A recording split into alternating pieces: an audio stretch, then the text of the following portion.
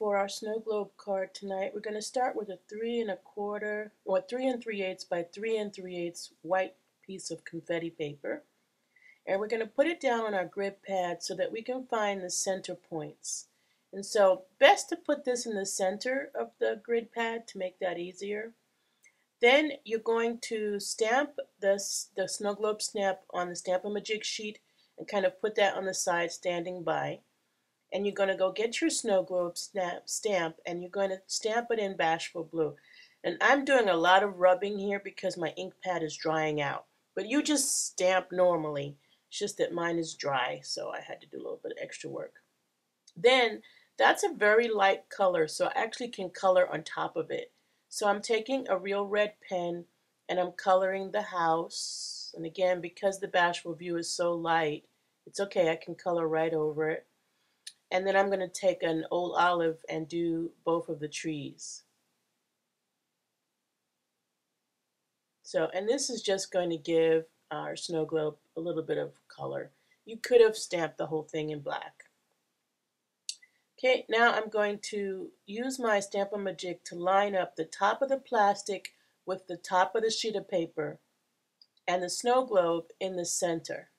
And I'm using my grid lines, even though you can't tell, to locate the center of the snow globe. Next, I'm pulling out some iridescent ice, or you could use dazzling diamonds as well, and my two-way glue pen, and I'm just going to pop a few dots of glue all over those snowflakes that are falling. And I'm also going to put some of that two-way glue on the top of the tree and on the top of the house and underneath all three. Just a few dots. And this glue is going to hold down the iridescent ice so that even when this card has everything settled to the bottom, it'll still sparkle. I really like for Christmas cards to sparkle. There's something about glitter and Christmas that just go together. So I'm just taking a piece of scrap. I have a paper towel on the side. Doesn't matter what you use to catch the stray iridescent ice. Iridescent ice not only sparkles, but it catches the light and changes color. So a little bit more color to it than dazzling diamonds. And so I just pop off the extra. Sometimes I take a makeup brush and just brush off the extra, especially with these sweet treats, because you want the paper to be clean underneath the sticky part. So now that I've done that, I'm going to put that aside to dry, and then I'm going to pull out another piece. Now this piece is 3 1/2 by 3 1/2, so it's just a slight bit, it's actually 1/8 larger, and that's just going to make it easier when we go to put our snow globe together.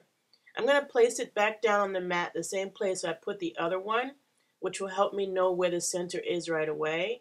Do a little quick wipe of the stamp, and then I'm going to use a black ink, and it needs to be a dark black ink. So I'm using VersaFine, but you could use StazOn or black or basic black craft ink.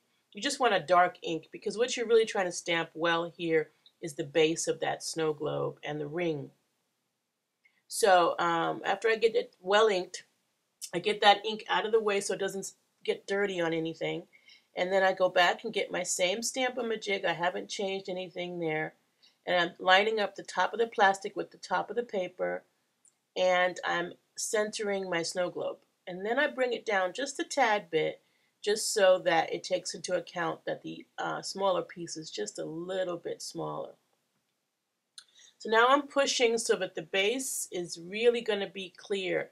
So this has some texture in it. This is confetti white paper, so I will push a little bit. But you want to be careful not to rock. Okay, because if you rock, it's not good. You just want to push straight down and then pick straight up. Now I'm going to take my 1 3/4 inch punch, which I was waiting for. Someone had borrowed it. And now I'm going to punch out the inside of the snow globe. If I were you, I would save the punched out pieces that you do, if you do a bunch of these, because you can use them on scrapbook pages. And if you take that punch and the punch one size bigger, you can make a nice glitter ring with the red glitter paper and put that around that scene. It's really cute for a scrapbook page. Now I'm going to take some shimmer paint And I'm going to paint the base of this snow globe.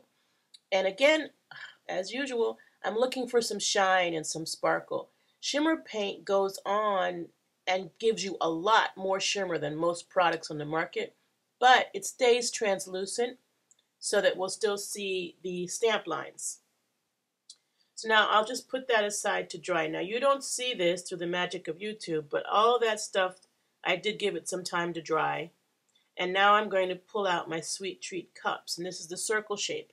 We also have the heart shape, so the circle shape or the heart shape. And you're just going to find the end point. So it does have a place where it's open, and then open it up. And then I'm just going to use some beads. Now I've actually learned through trial and error that it is probably best not to take off the plastic after. So it depends on how you deal with this. I find that this kind of bead, I did it first. I took the tape off first. Another kind of bead, I would take the tape off last. Now I'm doing this totally YouTube because in real life, I pick this thing up over my head and look up to align the snow globe. And that is the easiest, fastest way to do that. So I did that on the side, which will not be easy if you have a lot of liquid or you have a lot of glitter inside that globe. It's easiest to pick it up over your head so that the snow globe doesn't get turned upside down. And then I put some glue on the back of the other piece and I just laid it over that open circle. And it works out beautifully. Sometimes you'll cut your paper a little off and you might have to trim an edge. But for the most part, it works out lovely. Put some tape on the back of that whole thing and pop it down on a 3 3/4 or less piece of red cardstock. And then you're going to layer on the card base your confetti white matte. And I kind of cut out some of the taping here because you don't want to watch me tape. And put that on your card base. I've cut the card base tall, so it's it's an 8.5 by 11 sheet of what is it called? Cherry Cobbler. Cut it 4 1/4 and scored it 5.5 so that you get a tall card.